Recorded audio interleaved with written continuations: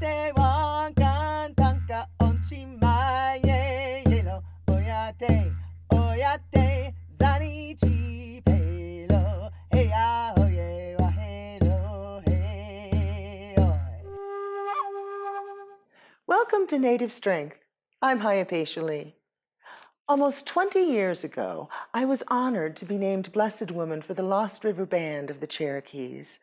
As a Blessed Woman, I taught the people to speak Cherokee, sing traditional songs, and heal with plants. I ran sweat lodges, held sacred pipe ceremonies, and performed healings. But one of the most fulfilling things I did was to help the people master their emotions and do amazing things with the power of the mind. There are many kinds of alien technology that we humans have reverse engineered, including a metal that is almost indestructible, made of niobium, and maronite, which is found in oil shale deposits. Alien technology can be tangible, like a new element, or it can be in the form of knowledge, like advanced mathematics. We live in a dual world, one that is both physical and non-physical. And when we die, our physical world ends, but the soul goes on. So the most important piece of alien technology that was given to us centuries ago by the Star People is the information that can help our soul to evolve. This knowledge also brings us happiness and peace. And this information can help us to activate the parts of our DNA that lie dormant. Now, you may have heard that the body is in the mind and seen TV shows or movies about people who can do extraordinary things. Today, we can point to a few people who can exhibit these abilities. By 1997, thousands of children in China were recognized who could make objects move through glass, cause rosebuds to spontaneously bloom, and flawlessly read a page ripped from a random book, folded and placed under their arm 100% of the time. Representatives from Omni and Nature magazines examined these children and found them to be authentic. There are those who have such mastery of self that they can withstand extreme temperatures. The University of Singapore reports core body temperatures can be controlled by the brain using breathing techniques taught by Tibetan Buddhist monks. Wim Hof, known as the Iceman, has spent 1 hour and 52 minutes submerged in ice and climbed Kilimanjaro in his shorts. Master Zhou can make water in a cup come to a boil simply by holding it. He can also cure tumors with his hands. Isamachi was filmed using his sword to cut through a BB pellet that had been fired at him from a gun. The footage played back shows that he anticipates where the pellet will be before the gun is fired. So in essence, he sees the future. Now, you may have no need to boil water with your hands or climb a mountain in your underwear, but it would be nice to not be affected negatively by people and situations beyond your control, now wouldn't it? It would also be nice to know what's coming in the future in order to be prepared. Native Strength can teach you to do that. It all starts with learning the inner workings of the most important person in your world, yourself. This information has been suppressed for many reasons. People are much easier to control when they have low self-esteem and are depressed. People in positions of power like their orders to be followed without question. When people question authority and try different ways of doing things, they rock the boat. The old established ways are threatened, and people that benefit from keeping things the way they are don't like that. If everyone knew how truly wise and powerful they really were, they would not be easily manipulated. When we are kept in the dark and cut off from this knowledge, our power is severely limited. The problem is that this path leads to self-destruction. Many people commit suicide, but the big problem will be when we destroy our planet with nuclear war. All of this can be avoided by evolving and maturing. This power is not outside of you. It can't be found by turning to something or some other person. Now, some may say that this power can be found by turning to religion, but emotional pain, anger, fear, and frustration occur in even the most devout among us. Spirit cannot take away our emotional pain any more than it can take away the pain of a broken leg. There can be much comfort in taking our pain to Spirit, undoubtedly, yet it is up to us to learn how to cope with our pain. That's the whole point. If Spirit did it for us, we wouldn't learn anything. It's just like the child who has hunger pains in his belly and his loving caregiver provides a meal. If caregivers never allow children to go through the trial and error of learning to prepare their own food, the caregivers have done the child a disservice. Such children will never learn. Such children will never feel the joy of providing for their own needs, and such children will never grow to their full potential. We are put here on earth to learn and to help our soul to evolve. Spirit wants us to grow, to be our best. Spirit wants us to be able to comfort ourselves. It is often through trials and tribulations that we mature and grow. Just as our physical challenge provides us the opportunity to expand our physical abilities, thereby making us stronger, so it is with our emotions. If we never experience emotional challenges, we will rarely, if ever, have a chance to learn and grow. Furthermore, if we never have heartache and sadness, our capacity to experience the full heights of joy will be greatly diminished. If we don't work our muscles until they are tired, they will never grow stronger. Sometimes we may even get cramps in our muscles that may hurt so much they wake us up in the night, but we know it's just our muscles getting stronger, and so it is with our emotional strength. We may still cry from emotional pain, but it's just like the pain in our body. We will actually be getting stronger with each tear. We are learning, and wisdom is strength. Native strength methods given to us by the Star People empower the individual to fully understand their own thoughts and the logical consequences of our actions. They provide us with ways to find solutions that are unique to the individual.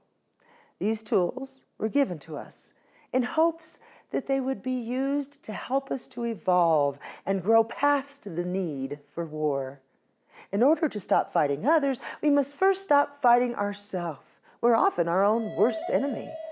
We learn to care for ourselves physically as we grow, but for some reason, it's acceptable in society for people to continue to seek help with their emotions instead of acquiring tools for self-awareness and self-maturity. In the same way that we are now becoming more aware of the benefits of medical practices from other cultures, such as acupuncture, there are other ancient and respected approaches to emotional health, ones that have been around for centuries, much longer than the contemporary mental health care system. Here is the first and most important step.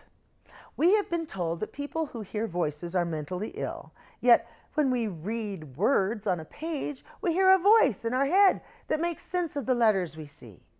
We hear voices that remind us of important things, and we may hear voices of our parents and teachers reprimanding us as they did in the past. Did you know that there are 23 registered U.S. patents for devices that can introduce foreign voices into your mind electronically and manipulate your nervous system, that have been issued as far back as 1956? Now, while most of us may feel as though no one would ever have any reason to use one of these devices on us, it can be comforting to know that this first step on the native strength path is the key to virtually deactivating all of these devices. When you are familiar with your own inner voices, your 6 inner personas, and your fear feeders, you will know immediately when a foreign thought has been introduced into your mind. And you will be able to fight this technology successfully. This knowledge gives us access to the unconditional love and understanding we all crave and deserve. Rather than pretend these voices don't exist, Great knowledge can be gained by making sense of these voices. Now, some voices are to be ignored. Some are from the past. But there are very important voices that have imperative things to tell us, to help us on our path. They can help us to remember the plan our soul made for this life and show us ways to make our journey easier. They can show us what may happen in the future so we can prepare for it or avoid it. The most important of these are our inner personas. When we deny our inner personas and refuse the wisdom and advice they can give us, we go through life blind. This causes us to feel alone in the world because we're cut off from our own inner wisdom. We seek approval from others. The void created by ignoring our own inner personas cannot be filled by anyone or anything. And so we have a lot of emotionally unbalanced people in the world. The nightly news is filled with stories that demonstrate this. Many people pretend they have never felt unbalanced, but all of us, including the highly intelligent, the powerful politicians, and authority figures, are all capable of feeling deep emotional pain. Every human being has felt insecurity, grief, sadness, anger, resentment, frustration, self-pity, and all the other emotions on the spectrum. It's just part of living. We are not flawed because we have felt these feelings. The purpose of life is to learn, to grow, to evolve and mature, to discover enlightenment, and to become more godlike. And to do that, we must first and foremost discover and address our inner pain. Pain is our first teacher. Pain motivates us to seek comfort. As a baby, the pain of hunger makes us cry out, and so we are fed. We are wet, and so again we cry and are cleaned and dried. As we mature, we learn to fulfill these needs on our own. Our pain has prompted our growth. As we try new things, we may scrape our knee. Our loving caregivers clean the wound with antiseptic and cover it with a Band-Aid to protect it. They wipe our tears. They tell us they're sorry we got hurt and give us love and attention. They may even give us ice cream and a chance to watch our favorite movie to distract us from the pain. And this is how we learn to cope with our sadness, anger, grief, and other emotional trauma throughout our lives. We seek out attention from others. We find ourselves eating chocolate and enjoying lavish meals. Some might decide to use substances that numb the pain, allowing them to temporarily forget how distraught they are. The problem is that we need to treat ourselves the same way a loving caregiver would. We need to tell ourselves we're sorry we got hurt. We need to gently wipe away our own tears and give ourselves time to nurture ourselves. We don't need substances or attention from others. Native American traditions, among many others, believe that if we do not learn the lessons we are destined to in this lifetime, we will have to try again until we get it right. We can't move on to the next step in our soul's evolutionary process until we master our assignments. And we cannot escape the great round. There are no shortcuts. Just like one cannot walk before they crawl, we can't fly before we are ready. Living exposes us to pain. No one lives life in a safe bubble. We can be hurt because someone has lied, disappointed us, was rude to us, or was just plain cruel. It really doesn't matter if it causes us pain. What does matter is how we react to it. To bury emotional pain will only cause it to grow and fester. It's like a bank account that we make a deposit to each time we're hurt. Now, this is not an account that we want to accumulate. We want our balance to be zero. When an issue causes a small amount of pain or discomfort, there may not be a need to bring it to our complete and focused attention. Don't put it in the bank. Let it go. However, If it's something that we think about at the end of the day when we are struggling to go to sleep or when we are trying to enjoy a good time with friends, then it's crying for our tender, loving care. Perhaps it's not another who has brought us pain, but our own activities.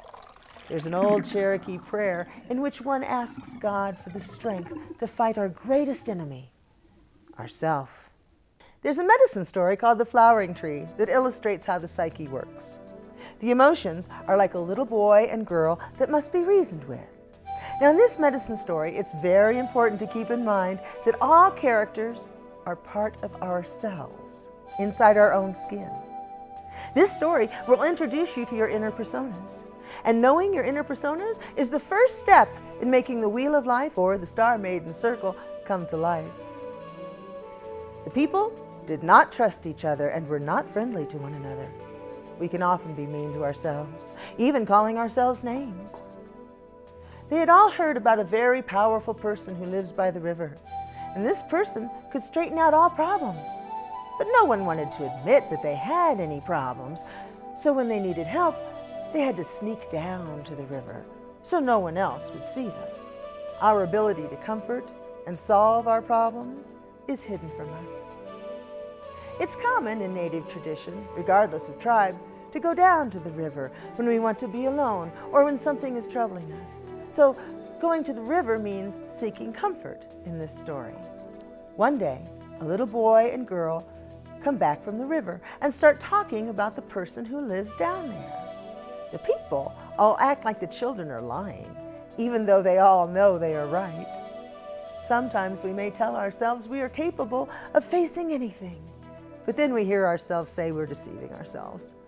Sometimes we may tell ourselves we have a godlike, powerful quality, and then we hear ourselves say we're being ridiculous. The children get scared and feel like their own mother and father do not know them. The people are so disturbed by what the children said that they pack up camp and move away, leaving the children alone on the prairie. When we deny our inner children and elders, we leave part of us behind as we go to deal with our daily life. The prairie symbolizes our daily life. Our inner children are playful and enjoy life. They're emotional and need attention. The Navajo call them the little gatherers of beauty because they give and receive beauty. This is the part of us that enjoys the sunset and smells the roses. It's the part of us that isn't afraid to take a leap of faith or enjoy an adventure. As the boy and girl sit alone crying, an old man coyote and an old woman coyote come to give them comfort. They give them a lodge and fire to keep them warm, and they feed them some buffalo meat. Then they explain that they are the person by the river. The children could then see that they are not coyotes, but that they're just wearing coyote robes. The inner elders are sometimes unrecognizable to us at first. We may attribute their wisdom to some other external source. The wise elders are great communicators, visionaries, and prophets. They're loving, gentle, and kind. We gain access to them through introspection and intuition, and this is what notifies us when danger is near. If we try to listen to them, they will speak louder and more frequently. They're your gut instinct. They're what makes the hair on the back of your neck stand up when you must be on guard. They can see further into the future than you can imagine, and not only guide you accordingly, but prepare the stage for your plan of action if you learn how to work with them. The elders comfort the inner children. They provide for them and nourish them just as they did when we came to them for help in the past, when they were down by the river. The boy and girl say that when they went to the river, all they saw was themselves there. And the old man and woman say that yes, that was true. The children are confused until they realize that the old man and woman are their own reflections. The old man and woman take off their coyote robes and give them to the children. Now the children want to go to find their people to give them the coyote robes. They discover that they themselves are the person by the river, and now the children have to find the people to give them this teaching, that they are also the person by the river. The teaching is symbolized by the robes. The next day, the children find their people and they offer them the robes. But coyote robes are very common, and so no one is interested. Our inner elders are too busy with daily life to see the need for pursuing paths to inner wisdom and happiness. They think it's much more important to pay the bills and clean the house than to find inner peace and strength. It's very easy to get caught up in the physical demands of life. But when we get to the end of our path, we could find we have not followed the plan our soul made for this life before we were born. We could find we did everything society demanded of us at the expense of our heart's desire. Finally, one kind man and one kind woman take the robes and try them on. As soon as they do, the man says he can see buffalo in the north and the south. The woman puts on her robe and says that she can see buffalo in the east and the west. As soon as we have a little wisdom, we see knowledge all around us that we eagerly want to acquire. Some of the people wanted to go hunt in the east, while others wanted to go west. Another group argued that the best hunting was in the north, while still others said that it was in the south. They fought over which was the biggest herd, and they would not stop their arguing. Parts of us want to go learn the knowledge of the north, wisdom. Other parts are more interested in knowing the West, the physical body, intuition, and introspection. Still others want to learn the East, illumination and enlightenment. The rest want to learn the South, music, art, justice, and mastery of the emotions. All are important and powerful, but equal. To become a well-rounded individual, our experiences need to encompass all directions on the wheel of life, but we can't learn it all at once. The little boy and girl try to tell them that they are only tricking themselves. They would see if they would just put on the robes. The people decide the trouble was all caused by these four: the boy and the girl, and the man and the woman who first put on the robes. They decide to kill them. When we first see this wisdom, we're excited by it, and then easily discouraged, and decide it's easier to go back to blissful ignorance. The work of learning all four directions is too difficult, too complicated, too time-consuming. It's easier to just kill the desire. They rush to the center of the camp to get the four, but when they get to them and the dust clears, they find the boy and the girl have been turned into a flowering tree. And the man and the woman are two mountain lions who run to the north. The people decide to go after the mountain lions and kill them. The desire for wisdom cannot be killed. It hides from us when necessary in order to keep its fire burning. The people follow the tracks of the two mountain lions until they turn into the tracks of four. They follow these tracks until they discover that they have gone full circle and are right back at the flowering tree. The tracks represent balance. We must learn to balance our desire for knowledge first. It's like when tightening screws around a large circular object. When trying to secure a large flat metal object to another, it can't be done by fully tightening one screw after another around the edge. That will make it off balance. You may decide to tighten one in the north a little first, and then the south, then the west, followed by the east. Then you move on to the non-cardinal directions, and then you must go back to the north and fully tighten it, followed by the other screws. If you tighten the first screw all the way, the large flat disc won't be level, and our learning is very similar. The people talk, asking one another why they were doing what they were doing. No one really knows. They say they were only following one another. We are so busy with our daily life, working to make a living, taking care of our families, that we don't remember why we decided not to follow the path to better understanding our own mind, why we do what we do. Finally, we do question our choices. And then the people hear singing coming from the south, and they look in that direction. They see a red coyote. We acknowledge our emotions instead of running from them, and we start to feel a little bit better. Then they hear music to the west. When they look, they see a black coyote singing, and together they learn its song. Now we are beginning to feel physically stronger. Then they hear another song coming from the north, and they see a white coyote singing there. We have become aware of our own inner wisdom and are now actively learning from it on a regular basis. They hear still more singing in the east, and when they look, they see a gold coyote singing his song. We have begun our path to enlightenment. They learned the songs the coyotes were singing, and together they were happy. We learn the lesson of balance within each direction more fully, and we begin to experience happiness. When we start to communicate with our inner personas, it may be difficult at first. We are forging a path in the woods, and the bushes and weeds have had many years to grow. The more often we communicate with these parts of ourselves, the clearer our path will become. It won't be long before talking with our inner personas becomes second nature. When communicating with the inner personas, we must first beware of the fear feeders. These are voices that feed on your fears. They are not your inner personas.